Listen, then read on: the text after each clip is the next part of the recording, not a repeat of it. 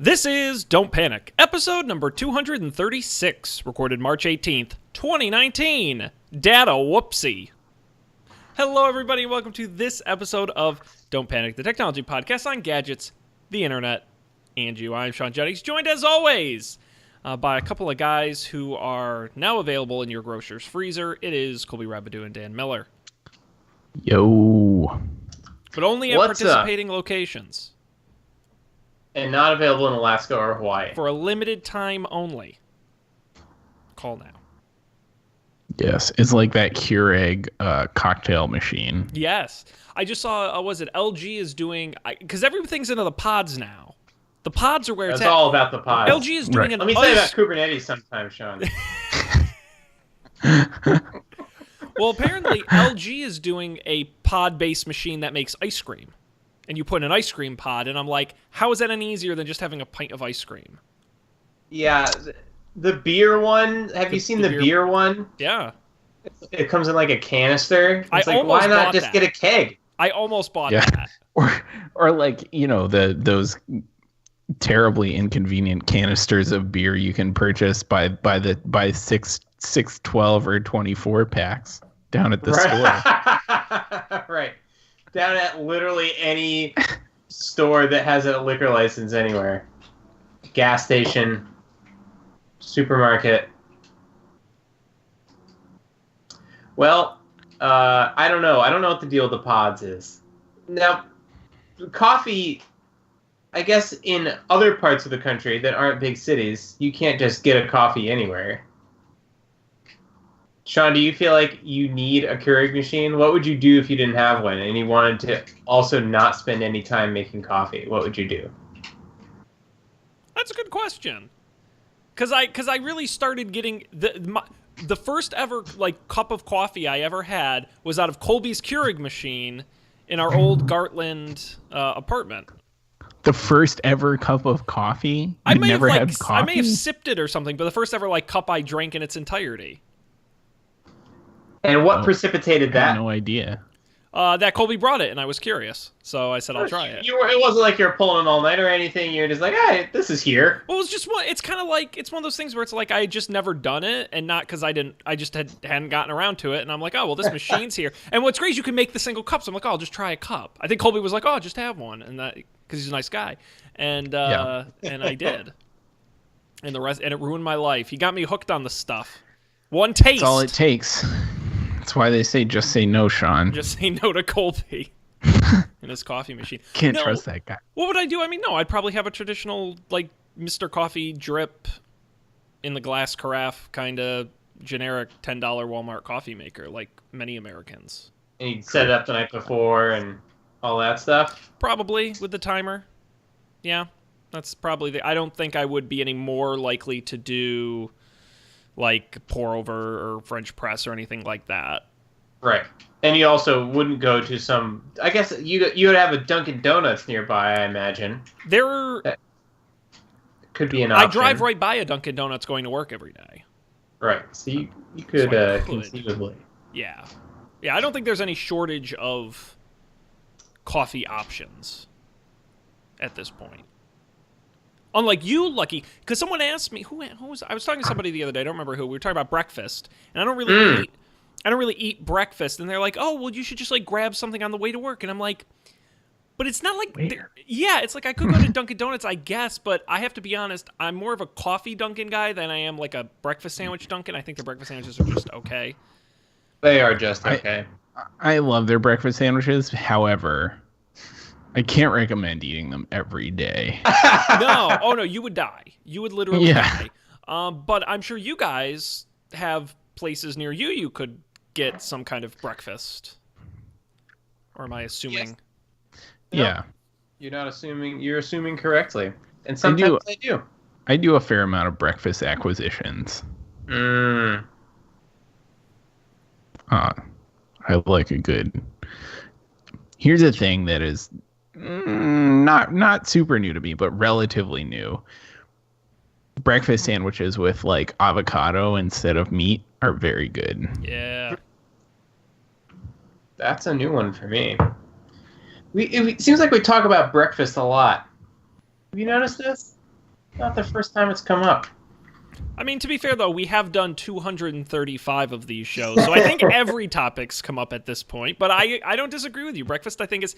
You know what's great about breakfast, Dan? We all eat it. So, and there's so many different ways you can breakfast. Sometimes you don't eat it, though, is what you're telling me. No, most of the times I don't. Most days I just have a breakfast bar, a breakfast granola bar. I do that. That counts. But I do the same bar every single day. What are you going to do? Get a bunch of different bars? I'd be drowning in bars. Yeah, that's a lot of layout. That's a lot that. of capital you'd have to put down for just some breakfast. No. What I have been getting into is what I call primetime muffin time, which is where Sean gets a muffin in the evening as a pre-bed snack. And I'm not afraid to admit it because I'm living my best life, and I had a cinnamon chip muffin before the show, and it was fantastic. So you have muffins at the house. But I will not eat them for breakfast. I will only eat them in the evenings. God. A thing I had forgotten about until just now is like the Stop and Shop muffins I used to get all the time in college. Like they came in a 4-pack. That's what I get. Oh, man, those were like bad but good. Yeah, they're not great muffins, but they are muffins. And Yeah. They're shaped like muffins and they taste good. they're vaguely muffin-esque. Yeah. So, man, this is a true story. My mother came and visited me over the weekend, told me this story. She loves bagels, but in the small town she lives in, you can't really get real bagels. You have to get like Stop and Shop bagels. But the problem is, you only go to the store once a week. It's hard to keep them fresh in the house. So she had the insane idea, because you ever think about how they make like bagels and muffins in the supermarket? They come frozen. Right. They don't make them from scratch there. They come frozen.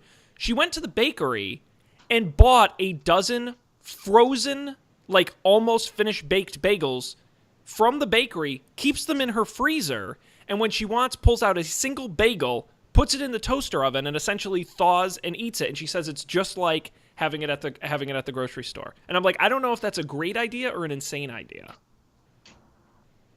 how long does it take to do? She said it's just like toasting a regular. It's a little bit longer than toasting a regular muffin, but it's not like an insane amount of time. Well, she gets them not fully cooked. Apparently they're very close to being fully baked. You're really just kind of warming them up with a slight amount of baking to crisp them. Okay. I would try this. That sounds great. I gave her credit because I said that's ballsy, going to the bakery and being like, I want to buy like the raw, frozen from the box bagels. Yeah. The other problem, the problem with other like cooked bagels is if you freeze them and then you toast them, they get kind of weird. Yep. Like the skin detaches from the inside. Nobody wants that. No. But then if you don't freeze them and you have too many, they go bad, and nobody wants that either. It's a tough spot. I'm pretty intrigued by this.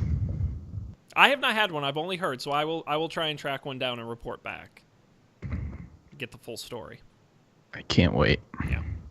By the way, speaking of supermarkets, Yes. I sent you guys a message. I ran into a fun new addition to my local supermarket over the weekend. Speaking of a tech angle. A tangle. Oh yeah. Oh God, this is so weird. There is a robot in my local supermarket. I'm going to put a link in the... Where am I going to put it? In the Slack, I guess, for you two? That explains more, and there's a little video of it in action. It is So apparently it's in 500 Giant and Stop and Shop food stores, and they're these big, tall robots with googly eyes on it. Which, the googly eyes I wouldn't describe as necessary, but fun nonetheless. I'll put the video here on the screen for the people watching. And I literally go into my local Stop and Shop, and this thing, this tall vertical thing is just like navigating around the aisles very, very slowly. And it's got the googly eyes and a little sign on it that says, "Please don't bother me," which tells me people were bothering it. And it says, "Please don't bothering me. And this article breaks it down, but apparently it's scanning the floor for spills or objects.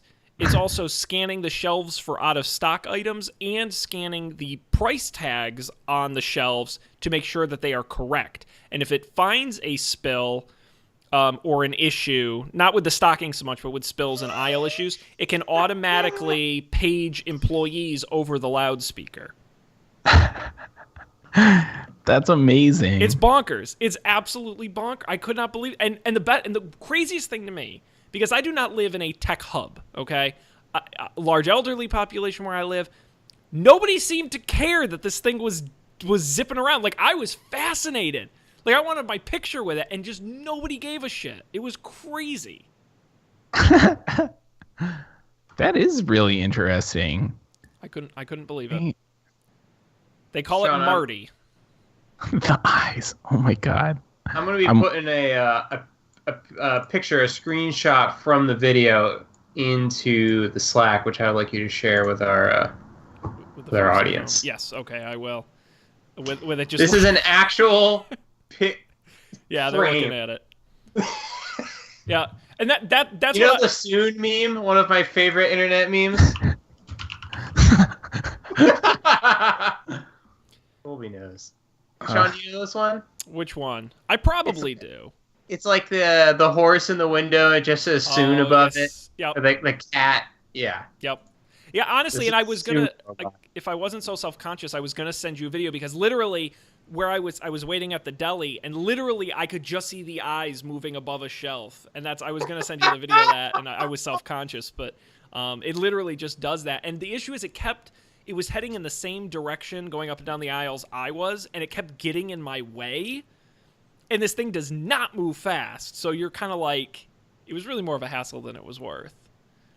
So that was my next question. Is like, you can't even in the video, it didn't seem like you'd be able to get a cart around it. No, it's like almost as wide as a cart itself, and if you get in front of it, it stops. So anytime anyone would like go around it, as soon as you got in front of it, it would stop, and then it was not great. Emily in the Twitch chat says this robot is my new favorite thing. I mean, it certainly is lovable. I can't disagree with that. Man, I would love to encounter one. Did you see it do anything? Like, did you see it call for help? I should have spilled something. I should just knocked a thing of pickles off the shelf. I was just thinking. Next time, if he's still there next time, if he hasn't been like killed or stolen or knocked over by the time I go again, I'll have to spill something and see if I can. Because according to this article, Marty the robot can automatically page employees over the loudspeaker when there's an issue. I want to hear that, like, desperately. This is Marty the robot. Sean, you need to do this for science. Well, the program. We've all made sacrifices for the show, in the effort of our journalistic endeavor here. Right. I got an Apple Watch. Yeah. Colby, I'm sure Colby did something. Colby, what have you done? What have you done for us recently? Oh, I had a Pebble. What did I do? Oh, you got an Android phone? Yes. Oh, yeah. I used an Android phone for a year. Yeah. The least I could do is harass a robot. Yeah, exactly. I mean, it's about time I pull my weight. Right. It's not like you're editing the shows, recording them, or any of that. Someone else is definitely doing all that stuff. No. All I do is spend my time in the supermarket hanging out with my googly-eyed robot friend. Yeah. So, anyway, it was a big surprise when I went to the store. I'm like, what the hell is that? That's amazing. Just zipping around. So, here's what I like about this. Then it's not like there's not an app or something. It just pages employees over the loudspeaker. That's delightful. Yep. And then apparently, again, according to this article, in terms of like the out of stock items and things like that, it literally just prints out a report in the back room somewhere. Like it's like, oh, you're low on you're low on potato chips. You know what the best part about that is? It's like in practice is probably not any worse than having an app that is broken all the time or like No, this is great. It's one of those things where it's like, I used to work at a supermarket back in the day, and cleaning up spills. Yeah, how would you felt? How would you have felt about Marty? Stealing my job? No, spills are legit, and we had the smallest like physical size store in the whole chain. It was essentially a glorified convenience store. It was very small. And even in that, it is a legitimate issue finding spills because most of the employees are at the front at the registers or they're in the back of the house. A spill can be out there for a long time before someone notices. And the other issue is once someone finds a spill, then they have to get an employee. An employee has to come out. The employee, once you find a spill, you can't legally leave the spill because then someone else could get hurt. So you have to stay there while another employee helps you out. It is kind of a pain. So in terms of that kind of stuff, I don't really think it's taking anyone's jobs. Once you start getting into the restocking stuff, who knows? That's a little more the grocery department. But price checking tags, I think, is a great, robot opportunity because no person is going to go through and check each price tag to make sure it's right. But how does it? That was the thing that sounded the hardest to me. How does it know what the products are? Can it scan like the UPC labels are typically facing away? Yeah, I guess those little end cards sometimes have barcodes on them. So, but then how would you know what's supposed to be there? Speculating completely wildly, because I don't know. Do it. My guess would be that this supermarket, specifically the one using Marty the Robot, it's a chain of supermarkets. They have many of them. So I'm assuming that they have similar layouts, and it's true of most of these food products. There's a reason why Lay's chips are where they are in the aisle. They pay to be there. And so my guess is that they have planograms of where That's a real word. Do you know? You're laying some intervention on me here. Planograms. This is retail talk. Woo-hoo-hoo! Planograms. I didn't know that. Never heard of planogram? For those who don't know what a planogram is, it's for like franchises and chain stores, but the corporate office literally sends a picture of what the shelf should look like with the stuff on it. So it's the same in every store. Is this like a bananagram, but for planning? It's a portmanteau, as they say, of plan and ogram. And so I would bet that they have the store mapped out to a point where they're like, this is where the Heinz ketchup should be, and this is where the Hunt's ketchup should be. But I don't know. That's a really good question. I mean, maybe you can just do picture learning and machine learning good enough to know what the bottle of an item looks like or be able to read the label. That's a good question. That seems like a lot of work for a robot that's going to be in Joe Schmo's Stop and Shop. I agree. I don't know how they're doing it. Okay. It's interesting. You got me. I wish there was like an ISO standard for where things were in the grocery store that all grocery stores had to conform to, so you could just go to a grocery store and find things. That would be nice. If only. But unfortunately, the longer you spend in there, I'm sure their metrics say the more money you're likely to spend. Probably. Yeah, I'm sure that's true because you're bound to walk by something you need. Right. Something that piques your interest. Ice cream pod. Ice cream pods. There you go. Cartons of muffins. All of the above. Michael Kurtz in the Facebook chat says, aren't planograms the guys who combine their powers to become Captain Planet? No, those are the Planeteers. Very close. Very close. Basically the same thing. I wouldn't be able to tell the difference. I don't think so either. Cool. Well, guys, how about we... enough of this crazy future tech stuff. Let's talk about some real tech news. We've got a few stories here in the rundown we can talk about. While you guys are thinking about what we want to start with, I want to thank everybody who's joining us live right now. We actually have a pretty healthy live audience right now over at twitch.tv/Don't Panic Show and on Facebook at facebook.com/Don't Panic Show. We do the show live Monday nights about 10:15 Eastern. Make sure you follow us there to be alerted when we go live. If you are watching live, comment. I apologize for the horrendous delay. I'm working on it. So we may not get to your comment or may get to it late, but doesn't mean you shouldn't comment because we will talk about you and say nice things about you. Guys, what is story number one tonight?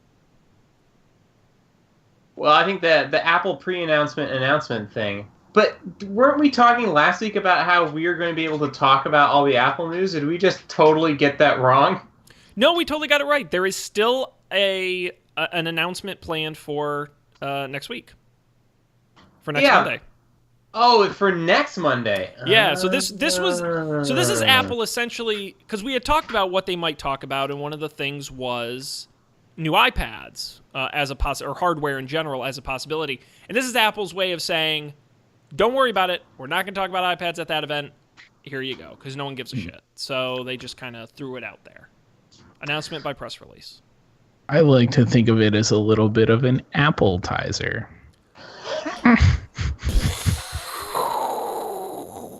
Oh, man, that should have been the episode title. Oh, shame on me. That's great. That's really good. Let's all take a moment of silence for Colby's great pun. Awesome. That was great. Remember it always. Thank you. Would you have anything to say to the Academy, Colby? I like to thank my co-hosts, Dan and Sean, for standing by me all these years. You both are my rocks. Blah blah blah. Our production team. Yes. Our expansive production team. Couldn't have done it without him. No, Apple did pre-announce a couple things before next week's big It's Showtime event. iPad updates. 2 of them, starting with the iPad mini, which hadn't been refreshed, if you can believe it, since, 2014, 2015? It's been a long time coming. It was 2015, yeah. On the plus side, you're getting the last year's A12 Bionic processor, an upgrade from the A8. So that's, going from 8 to 12, that's like 4 times better. I don't know. However, they also upgraded the front camera from a 1.2 megapixel sensor to a 7 megapixel sensor, and it gained support for Apple Pencil. Now, that's the pluses. Let's talk about the downsides. The design remains the same. Thick bezels on the top and bottom, not matching the new iPad Pros. They really just updated the interiors. They did upgrade the display with the True Tone technology, which is great. However, it does not have Face ID. It is still using the fingerprint sensor for security. And while it has support for Apple Pencil, it only has support for the first generation Apple Pencil, not the new one with wireless charging built in. That, I assume, would have required a redesign of the frame. It is available starting at $399. They actually, believe it or not, they decreased the starting gig or the maximum size. You can only go to 64 gigabytes, or is that the minimum? I'm not sure. I got to check. $399, starting at $399 for you. This updated iPad mini. Have either of you, Sean, you used to have an iPad mini, right? Yes. Any desire to have another iPad mini? You're a full size iPad guy now? That's a really good question. If I were buying an iPad now, what size iPad would I get? I think I would get the full size, but I liked the mini. I think the issue with the mini is I think your average person is going to go with a bigger iPad, but I do think there are good use cases for a smaller iPad. I liked the smaller iPad when I was flying a lot because I thought the size was better for that. Or I think for like kids, I think it's better to have the smaller size. Yeah, there's lots of sort of industrial applications too. Those little iPads they sometimes take to tables. Yep. To swipe your card. It's a lot better in the iPad mini than a full-size iPad. Well, and that's what really bums me out about this redesign is I wish they had gone to the nearly edge-to-edge screen on this because you'd have the size of the mini with a screen that is bigger. I mean, so this is 7+ inches on the mini, right? Something in there. For the screen size, you could probably be approaching 8+ inches with an edge-to-edge.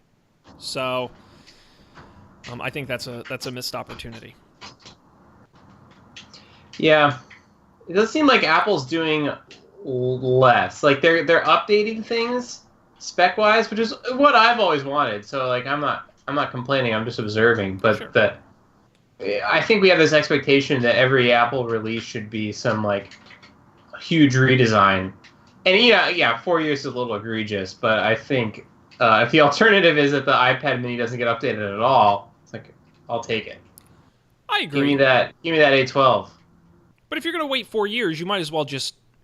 This is the kind of thing you do 2 years at, I mean, if you're going to wait this long, you might as well...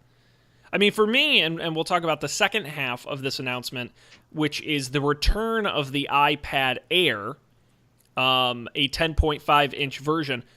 The iPad lineup is bananas confusing to me because they're introducing a new model of iPad. It will slot into the iPad lineup between the larger iPad and the iPad Pro models. So let me see if I can figure out this exact lineup because it's genuinely confusing. So you'll be able to get so there's a product called iPad. Right. That starts at $329. This is the thing that they released last year, I guess. It has the crayon support. Yes, right. In the 9.7-inch size. Not the edge-to-edge screen of the Pro. It's not a Pro. It's just the regular iPad, 9 inches, 9.5 inches. Then they brought back the iPad Air. This is what's new. It's 10.5-inch. Does not have the edge-to-edge screen either. So it's essentially just a larger version of the baser model iPad. Then from there you go up to the iPad Pro, and then that's where you get the fancier version of the iPad in the two sizes that comes in, which is what, the 10.5 and the 12? Yes. So essentially, you just have a big range, 11 and 12, 9. That's right, they're bigger now because of the edge to screen. So essentially, you just get a range of iPad screen sizes. Essentially, they just sort of plugged that middle ground with the new iPad Air at that 10.5-inch side. But because of that, it comes with the A12 Bionic chip, not the A12X you get in the Pros. It will only support the original Apple Pencil, not the new wireless charging one. But other than that, it will be very similar to the current 9.7-inch just iPad. Just iPad. Oh, and it has Touch ID, obviously, because it doesn't have the new bezel design. That makes sense. And does it make sense, though? Because you don't need the new bezel design. It'd be easier to have a thick bezel and fit all those cameras in for Face ID. I mean, you still have to make a new design. No, they could, but then the question becomes: then can they sell it at the starting price of $499? I don't know how they price could. Well, yeah, that's true, Dan. The margins on these are bananas, so you're not wrong. But would they? Right, and I think they'll sell a lot of these iPad Airs at 10.5 inches at $499. I think is a really compelling product because I know a few people who've been like, I love the iPad Pro, but even the 11-inch starts at $799. That's a little pricey. And I think that they're okay without having Face ID and some of these other features. What about the other iPad, though? Just iPad? Just iPad. At Just iPad. At $399? At $329? Yeah, but it's one of those. But again, it's that Apple issue of, well, do you throw in the extra $150 and get the newer model with the faster processor and the? Is it faster? Yeah, because the just iPad, the $329 one, has the A10 chip versus the A12 chip. You go from a 9.7-inch Retina to a 10.5 Retina with True Tone. A little more storage. It's compatible with the Smart Keyboard, the new iPad Air, which the iPad is not. Look at that. I didn't realize that was running such an old processor. Yeah. Yep. So, but otherwise, you're right. They're basically the same. Like I said, that new front camera as well, the 7-megapixel front camera, which is definitely an improvement, but otherwise they're essentially the same. So then the question becomes, it's one of those, your $499 iPad is just going to last you longer because it has a faster chip. You'll start noticing the speed slowdowns in the regular iPad. I would tell people it's worth the extra. I'm curious what you guys think. I think it'd be worth the extra to go to the iPad Air and throw in the extra $170 to get a newer, more compatible product. Yeah, I agree. The iPads last for so long. I guess you kind of do want, because it's not like a phone where you'll only have it for 2 years. I've had mine for close to 4 years sometimes. So yeah, that makes sense. I love my iPad Air. My iPad Air 2. Yeah, that was the last one they called the iPad Air before they dropped the name. It's crazy. Yep. All of this reminded me that I really want the Pro, the edge one. Oh boy, Mm, it's it's nice. pretty cool. Keep dreaming. Keep dreaming. And it does look really nice when you put it up against the older iPads too. That's where you really notice the difference. As the Apple website clearly If that makes you points feel out. any better, Colby. Yeah, doesn't it? No. No, because now I have to look at my old iPad and be like, ugh, it still works fine, Shame but on you. Yeah, so we won't have any iPad news next week. That's it. Do you guys think we'll have any hardware next week, or you think this was them getting hardware out of the way? I think no hardware. I think that's what this means. I don't know. Yeah? Because I do Lay think... it on me. Because I think... Okay, so let's assume the basis for the event is entertainment. Apple TV streaming service, right? Let's assume that's the big announcement. I see not doing iPads with that, because I don't see that as, like, complementary necessarily. But I do see a potential update to the Apple TV. I don't know what else they could put in there that's not already in there, but you never know. Yeah. I could see headphones, AirPods update, because that's sort of entertainment related. yeah. And they've been teasing. If they don't do it now, they'll definitely do it at WWDC because they've been rumors have been around forever. They already announced it. They announced it with the AirPower.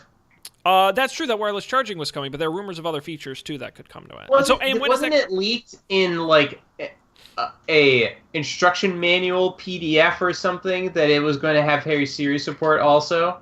Yeah.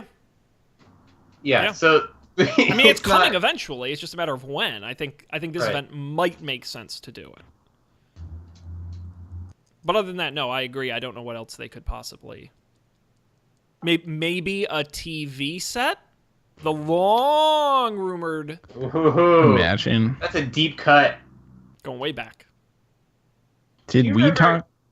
Oh, I was gonna say, did we talk about the rumor that was like a VR thing? No, an AR thing. Yeah, we did last week. Could be that. I don't know. Great place to watch new Apple TV streaming service. Mhm. That would be so weird. But as I've said before, I think that's the VR killer app for consumers is movies. It's just like new movies. Yeah. I can see them teasing it, like they did with the original Apple TV, the iTV at the time, where it's you can't buy it now. It's just a prototype, just an idea. I could see them doing that. Crazier things have happened. Do you guys? We can move on after this, but I'm curious. Before tomorrow's announcement, do you guys have any bets on what the name of the Apple streaming movie and TV service will be? Because they can't call it It can Apple be TV, Apple right? TV. No, that would be insane. Oh, never doubt Apple. They could just rename the other product and just gaslight you entirely. Apple TV? What are you talking about? This is the new Apple TV service, and we've never been more excited about a product called Apple TV. That's a good question. Could you do like a? Yeah, let me think about this. Because if you kind of go, I could see like Apple Now, Apple Go. I'm just stealing from other ones that already exist. But Apple Jacks. Apple The Christmas. bushel. If it's going to be one of those, one of those packs where you get a bunch of things, Amazon Prime style, the bushel. The Orchard. The orchard. I like that. That's pretty slick. Just a tree. You get a bunch of apples on the tree. Zach in the Twitch chat says it will just be simply TV. So I like that. It's a power move. Yeah. Thumbtacks in the chat says Apple antenna. I don't. Okay. Yeah, it's antenna would be very skeuomorphic throwback. Because you use the antenna, you like triangulate it. You got to get up on the roof and mess around with it. It's a very analog analogy. Oh. I mean, it's kind of got to be a very vague name because it's both movies and television originals will be on this thing. So you can't call it a TV or a movie name. It's got to be Apple Showtime. It's a little too TV or a Apple little too movie. Tube. Apple, yeah. And I guess it probably conflicts. It would get the trademark past the Showtime network, I think, at that point. It could just be Apple Video. Oh, that would be sad. What if? Okay, here's an idea. What if this is like just a rebranded iTunes? What if that this whole thing is just that they're rebranding iTunes, the redesign is coming out. Oh, and by the way, there's these like subscriptions you can get in it now. I feel like iTunes is already confusing. It does so many things. But what we've been talking about, it would be just like a better iTunes. iTunes has movies, iTunes has TV, it has music, it has games in the App Store. Like the App Store is still kind of technically, you can get to the iOS App Store through iTunes in your computer right now. I got it. They call it the Apple Store. Hey! That's a good idea. Apple plan. Apple a day. Hey! That really should be like their free movie of the day thing. Yeah. Apple a day. Mm-hmm. Or their, instead of Apple Care, come on, Apple a day. Apple a day. Yeah, I'm very curious. This is going to be a tough one. Whatever it is, we're not going to be satisfied. So, because we're picky. Alrighty. Well, we'll have full coverage of the event next week on the show, so be sure to come back. Tune in. There's going to be a lot to discuss, I have a feeling. And plenty of opportunities for them to take our money, as always. Guys, is there anything else here in the rundown we can talk about? Just a couple of... Yeah? I was going to say I heard about the Facebook outage, but I was not affected by it. As someone whose job it is to post to Facebook and Instagram, it was a problem. Facebook went down starting at around 11 a.m. Eastern on March 13th, affecting users around the world. Facebook, WhatsApp, and Instagram all went down to some degree. For some, the services were completely inaccessible.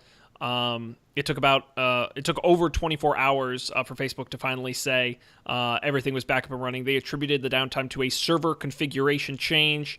The interruption also affected gameplay for owners of Oculus VR headsets, and sites like Tinder or Spotify that use Facebook credentials were unable to authorize login. Workplace, Facebook's connectivity platform for companies, also suffered issues as well.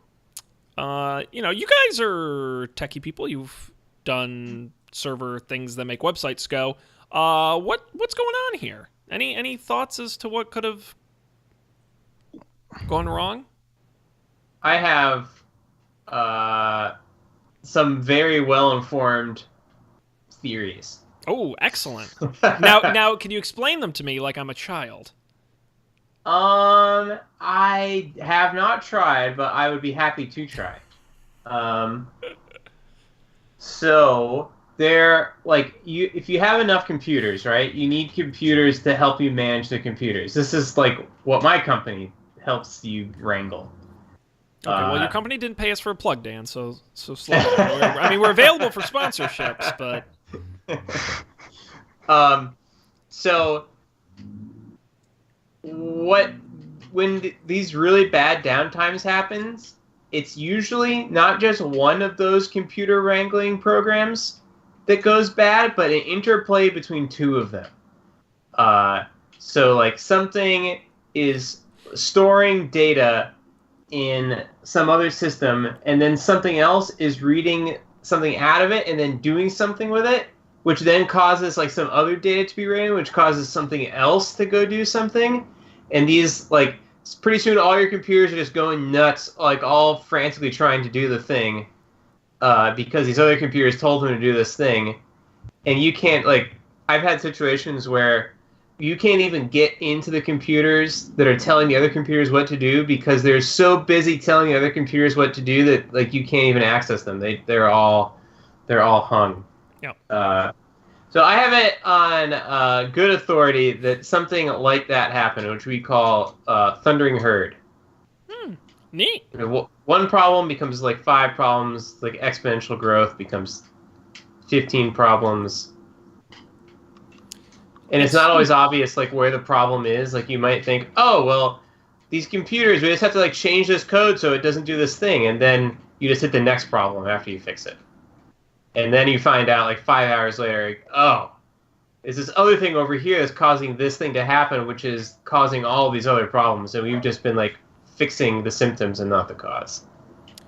So then I will continue to lean on your expertise here. So what happens inside a company when when the whole site goes down and there's an issue? Is there like a big red siren that goes off? Does everyone man their battle stations? How do people run around screaming? I think at a company that big, so at most of the companies I worked at, even at Etsy, actually, there are two issues I can ever think of where it was like all hands on deck, and like the more hands you have, the less useful all of your hands are going to be on that deck, right? Mm-hmm. So but there's also situations where no one else can be doing anything because everything's broken. So you typically have a lot of people in what is kind of poorly phrased as a war room, and it's often virtual because you often have multiple offices if your company is that big. And there's people who are on call, there's incident managers, there's a whole playbook for this stuff. Because, you want the diversity of perspective, because if something's this messed up, it's not one problem. And in order to figure out what the problem is, you need to kind of understand the whole system and be like, right, it's because every time we make a widget in the widget factory, these little 50 robots come along and try to like make the widgets into cars, but there's no more spaces left in the car factory, therefore they're all like piling up over here, and you might only see one of those things and then jump to a conclusion like, oh, we're just not making widgets fast enough. It's like, no, you're actually making too many widgets. It's not obvious. Hmm. And in some ways it's amazing that it doesn't happen more often. Well, this was certainly high profile. Because it turns out a lot of things are connected to Facebook, and when it goes down, it takes a lot of things down with it. But you guys, it didn't sound like it really affected you too much. I was gonna say I'm proud to say I didn't know till afterwards. Yeah, me either. I think I noticed Instagram was down during lunch that day. I think. That was it. But yeah, this happens all the time with Amazon. Like when Amazon has a big outage, yeah, Netflix goes down and Amazon.com goes down and a whole bunch of things go down. Yes, I remember their last big one a couple years ago. Like everyone at HubSpot just went home. There was nothing. There was nothing we could do. Everything stopped working. Yep. Yeah. Unfortunately. Does that satiate your curiosity, Sean? Yeah, I mean, I've been in very few quote unquote crisis situations, and I'm curious how when your crisis situation is a complex technical, it's not just a simple. In my business, a crisis situation is like a product recall or a roof. One of our employees falls off a roof and breaks his neck. That's a crisis situation for us. But when it's so technical and oftentimes difficult to diagnose, to me, it's an interesting challenge. I will say there's only ever one outage at Etsy that was so bad that eventually the CEO came into the war room. Wow. I guess that's good. And that was like an equivalent. We were down for, I think, 5 or 8 hours, I think. Sometimes. Yeah, it's incredible to think I believe it's the world's most popular website. One of the world's most popular websites down for over 24 hours. Well, it wasn't down, right? Like, you could still get to it. You just couldn't. A lot of maybe it was completely It depended. down. I had to use it, post stuff and use it, so I was checking not like super regularly, but I checked several times. I could not load it was a white screen. A single thing would not load for a good bad. 24 hours, for me anyway. Oof. Which was nice. I enjoyed not being on Facebook. That was a treat. That was great. It was so like, oh, I don't have to give a shit. This is great. Your life back. Yes, I hope a lot of people. I was thinking about all the people who are obsessed with Facebook. I'm like, what are they doing right now with their all those baby boomers who don't have anything better to do than sit home by themselves and share political memes on Facebook. I'm like, what are they doing right now? You think they went outside? No, That would be it's nice. too far. They'll just stay at their little desks, enjoy their bubbles. Guys, we're just about out of time for news. Can we talk about social gaming real quick? Yeah, you bet we can. There are two stories in here, actually. So I mean, it's our show. We can go as long as we want. Two small stories here. I'll quickly preview both of them, and then Dan, you can dig in on either. Snapchat may be launching a gaming platform as early as next month, according to a report from Cheddar at their partner summit on April 4th. Apparently, they have purchased game studios before. They purchased Australian Game Studio, pretty great, back in January. And they've also gotten investment from Tencent, which is the Chinese tech conglomerate that owns Riot Game and League of Legends, along with WeChat.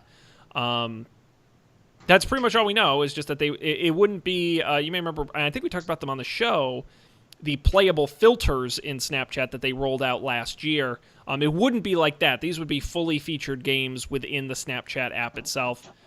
The other story is that Facebook adding a dedicated gaming tab to the mobile app, with a dedicated gaming hub, so users can explore game content, such as games you can play, but also streaming video of people playing games, and join and connect with gaming groups that are already on Facebook. I didn't realize that, like, the Facebook tab thing is what blows my mind. I thought that no one on Facebook played games anymore. Is that not true? Well, that's a question. I don't think so. I don't know anyone who does. I think the streaming section and the joining gaming groups, I think, is more interesting than actually playing Facebook's games themselves. Does Facebook have a Twitch competitor like YouTube has? It's not separately branded. I mean, it's essentially Facebook Live, but they do have programs to cater towards game streaming. Right. But we haven't talked about it in a while. I believe it's mostly focused on mobile streaming, more so than like console streaming or PC gaming streaming. Although they do some of that. So, Snapchat went public. Yes. Should we make a long-term bet on? You think Snapchat's going to be around in a year, 5 years? Well, we didn't talk about it on the show, but they just released not that long ago that their sort of implosion of users has bottomed out. Well, no, I mean, that's, I guess, good. It's not going any lower, and it seems to be recovering at least a little bit. So, All right. I don't think they're going away. The question is, does someone else buy them, or do they buy someone else? To me, it's interesting that Facebook has their Snapchat, I guess, stories as kind of a Snapchat competitor. Instagram has it. I'd be curious if this is an interesting play for something like Twitter or some other social network that could combine the sort of permanent social network with the temporary social network. I don't know. I don't know what could happen to it. I don't know. What about you guys? I don't see the path, unfortunately. I think when you get to the point where you have to like put games in your app for people to use it, I think that's a bad sign. Yeah, I think the social apps are done. We found our social apps. And you don't think there'll be any new ones? Nope. Not any new ones of consequence. I think there'll be new ones. I just think then they'll be copied by Facebook and they'll go out of business. Right. I mean, I remember when first Meerkat and then Periscope was a big deal, and then when Facebook did Facebook Live, it was done, and no one uses those apps anymore. Right. Well, did they shut Periscope down? No, Periscope still is a thing. People still use it. Okay. Well, okay, I shouldn't say that. It still exists. I don't know if people still use it. But you could log on. It's still there. For sure. All right. So, we will see about that. Guys, let's move over to picks. Not a lot here in the rundown. Well, Dan and I hang figure on. out. I have a pick. Okay. Just I give me a don't second. at the moment. So, but Colby's gonna go first because he's in here and he's got. Didn't you recommend something for us to watch last week? Yes, right. Russian You Doll, did, but you had already watched it. Yeah. You had already picked it. Following finishing Russian Doll last week, decided to watch that other Netflix show, sort of similar themes, called Maniac. It's like that one's like a limited run series. It was like 10 episodes, I think, but they're not doing any more. And it was like weird skinny Jonah Hill and Emma Stone. And it's like, I don't know how to describe it beyond that. Like the two of them are participating in this like weird clinical trial. And then the world is like a sort of, if like the world of like the Fallout games is a retro future where it's like old timey like 50s technology, but in many ways super advanced. Like this world is a retro future, but it's like 80s technology, but super advanced. And it's like, yeah, it's just kind of interesting. It's a neat setting. The show was pretty good. It had a nice ending. Yeah, it was fun to watch. The episodes actually like varied in length a lot. Like some of them were like 40, 45 minutes. Some of them were only like 30 or so. But in general, it wasn't super long. It went pretty quick. It was easy to watch, and you're not like on the hook to watch it forever or something. So check it out. Nice. I've only heard good things about it, so which isn't always the case with these shows. There's always some detractors, but it seemed to be pretty universal. So I tried to watch this show and I was very confused. Okay. I've heard one person There you go. not be on board with this show. His name is Dan. Do you know him? I know him. Met that guy. That guy. That's great. Manic, check it out on Netflix. That's great. Getting some use out of that subscription. Yes, that subscription that my mom pays for. Ooh. Busted. You don't pay for your mom's Netflix, Colby? Come on. Oh man, why? She brought you into this world. She can take you out of it. I don't. She keeps doing it. For all I know, they might still get movies in the mail. I have no idea. See, Colby's the smart guy of the show, and I'm the sucker of the show because I pay for my whole family's Netflix and their friends. That's very noble of you. Yeah. No, it's not noble. It's stupid. Yeah, But, you're a sucker. Oh, grade A sucker. But what's new about that? All right, I'm going to go next, and we'll let Dan take it home. I have a podcast pick. I haven't picked a new podcast in a while, and this is one I've been greatly enjoying. It's called Blank Check, and it is a movie podcast. But it's okay. The gimmick of the show is that they do a director's almost their entire filmography, but they pick directors who had big success early in their career and then essentially got a blank check to make whatever movies they want. Someone like they're doing Tim Burton right now, who was big with Batman and Beetlejuice and then got to make Charlie and the Chocolate Factory and Alice in Wonderland and lost his mind. And so they go through these different movies, but the host, actor Griffin Newman, who you might know from The Tick and some other stuff, and David Sims, what I like about this is they're just very knowledgeable and very smart about movies, and they do a great job of breaking them down. And I also like that each episode is one movie they can really get deep on, and you can sort of follow a director through all the movies. It's got a pretty good back catalog, so if, you can pick and choose what directors they've done. Spielberg and Christopher Nolan and the Wachowski brothers. They made any other movies? The Wachowskis? Yeah. Oh yeah, they did. They did the 3 Matrix movies, so there's 3 of those, and they did Speed Racer. If you remember Speed Racer. Yeah. Cloud Atlas, Jupiter Ascending. Oh, I didn't know that. Which is bonkers. So not a lot, but they did a few. Their M. Night Shyamalan miniseries is great. because there's some really interesting stuff going on there. So anyway, if you're just interested in doing a good movie podcast, I think these guys are very smart, and I enjoy it. So it's called Blank Check. You can get it wherever you get podcasts. And, of course, the link to that will be on the site. Dan, what's good for picking? Okay, so book time. I'm picking a book called The Power by Naomi something I've been Alderman. wanting to read that. The premise of the book is basically like, what if all women got some like minor superpower? All the same superpower.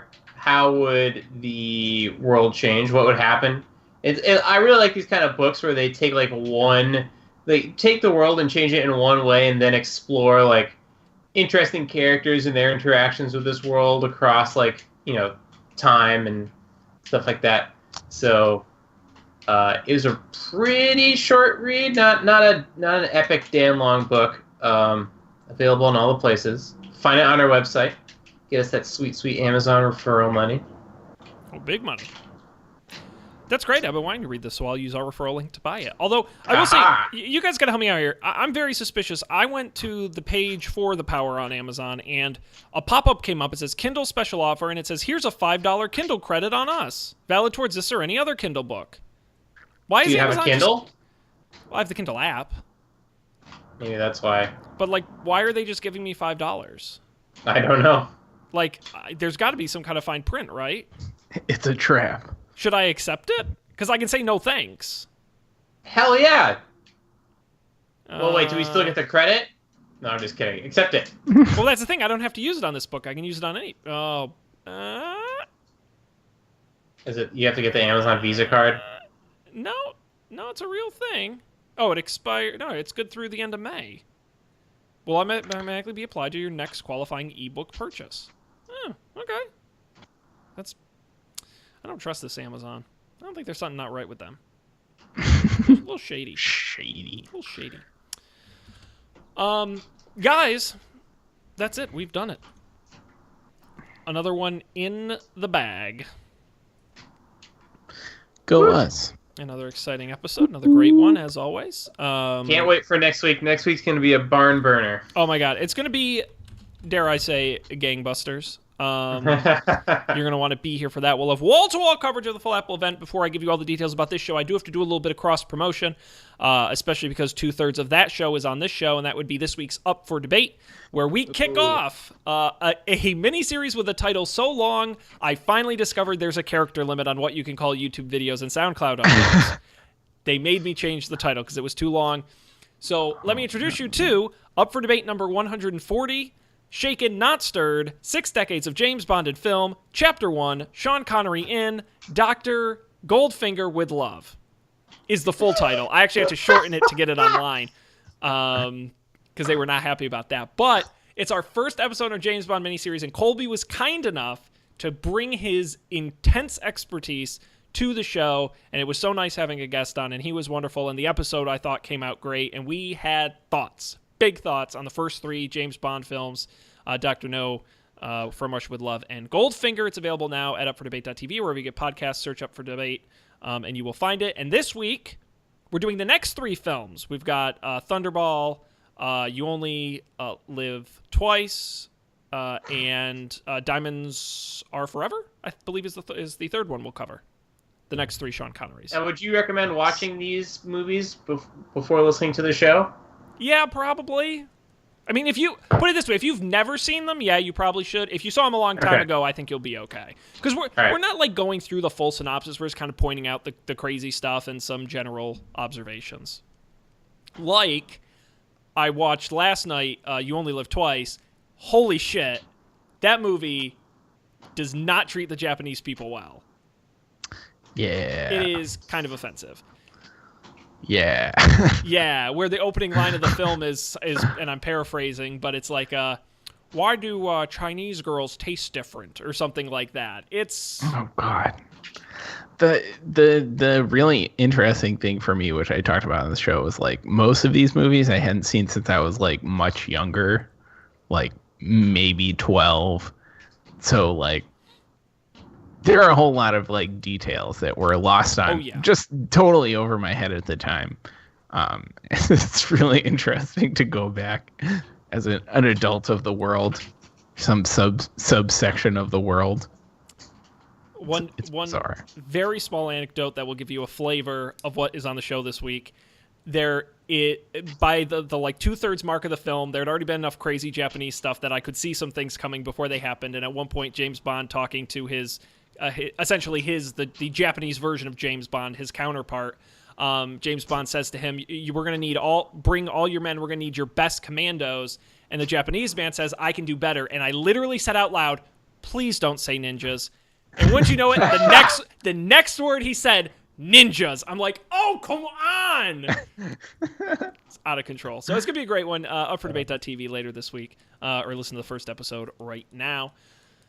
That's it for this show. Don'tPanic.io is our website. It's a great site. These guys built it. 100% uptime. Our website, unlike our website is more reliable than Facebook.com. I just said it. It's canon. I just said it. It's real. That day, our website was more reliable than Facebook.com. I don't think we get enough traffic to prove it one way or the other, so I'm not too worried about it. Go there, get the audio, the video, and the links to the pics will be there as well. A great place to get those. And, of course, you can get the show anywhere you get podcasts, including Overcast, Stitcher, Spotify, or Google Podcasts, or wherever you get your podcasts, and the video version on YouTube as well. Of course, you can follow us at Don't Panic Show on Twitter, and email us, don'tpanicshow@gmail.com.